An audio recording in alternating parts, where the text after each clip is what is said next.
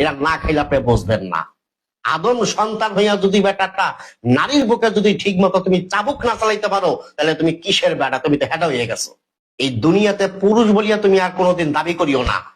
যদি একটা নারীর বুকে যদি ঠিক মতন তুমি যদি হতে পারো, ঠিক মতন টিপে টিপে বাইর করতে চাও, যদি টিউব দিয়ে যদি হাওয়াটারে ফলাইতে চাও, আমি আমার এই কোরআন আমি আমার এই দিল কাবা করে লাগাইয়া বললাম, এই মায়া লোকে পাশে বইয়া হারারে ধরিয়া টিপবো চাপবো, এটা মুহে নিয়ে চুইবো।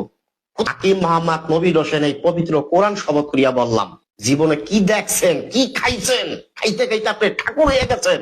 খান তুই যে পাটা ছাগলের মতো ঝুলিয়ে গেছে, টানিয়া টেনিস বলের মতো সদইব।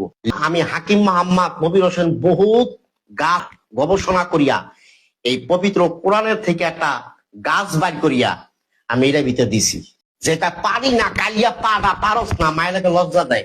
ওর মায়ের খালামা